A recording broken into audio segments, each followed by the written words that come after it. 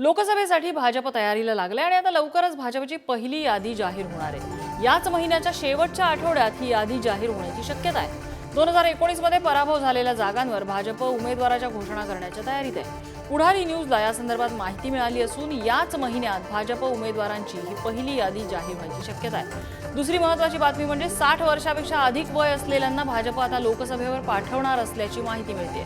नव्या नेतृत्वाला संधी देण्यासाठी भाजपने हा निर्णय घेतलाय।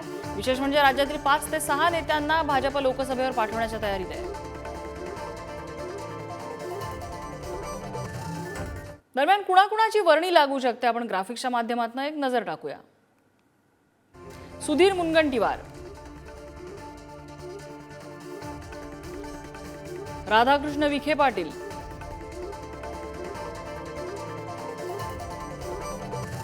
चंद्रकांत पाटील,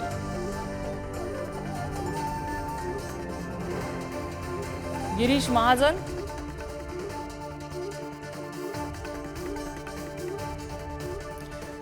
सुरेश खाडे, मंगलप्रभात लोढा अशी काही नावं समोर येतात। शिवाजी काळे आमचे प्रतिनिधी आपल्या सोबत आहेत। शिवाजी, पहिली यादी या महिना अखेरीस येण्याची शक्यता आहे आणि ही जी 6 नावं राज्यातली समोर येत आहेत त्यांची नावं या पहिल्या यादीमध्ये अपेक्षित आहेत का?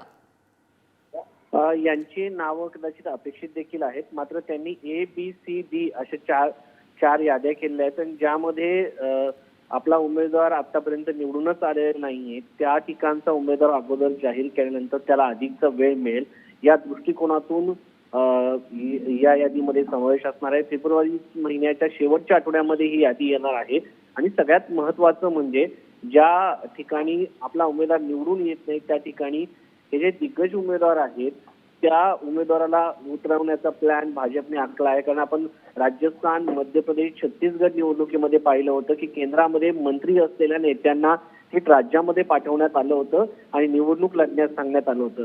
त्यामुळे भाजप निवडून येण्यासाठी हा निकष समोर ठेवून कोणत्याही नेत्याला केंद्रामध्ये पाठवलं जाऊ शकतं। त्यामध्ये सुधीर मुनगंटीवार, राधाकृष्ण विखे पाटील यांचा मुलगा स्वतः खासदार आहे, मात्र त्यांच्या जागेवरती स्वतः राधाकृष्ण विखे पाटील येऊ शकतात अशी वेगवेगळी नावं सध्या समोर येताना पाहायला मिळतात। मात्र 60 वर्षाच्या पुढे जे नेते आहेत त्यांना केंद्रात पाठवायचं आणि राज्यामध्ये ज्या नवीन नेतृत्वाला संधी देऊन नवीन नेतृत्व घडवायचं हे सध्या भाजपचा प्लॅन पाहायला मिळतो। यामुळे अँटी इन्कमचे फॅक्टर देखील कमी होईल असं देखील भाजपच्या नेत्यांचं म्हणणं आहे। त्यामुळे जे फेब्रुवारी महिन्याच्या शेवटीची यादी येणार त्या यादीमध्ये या नेत्यांचं नाव राहिलं असं पाहायला मिळालं तर आश्चर्य वाटेल। शिवाजी, अपडेट घेत राहू। तुर्तास धन्यवाद या माहितीबद्दल।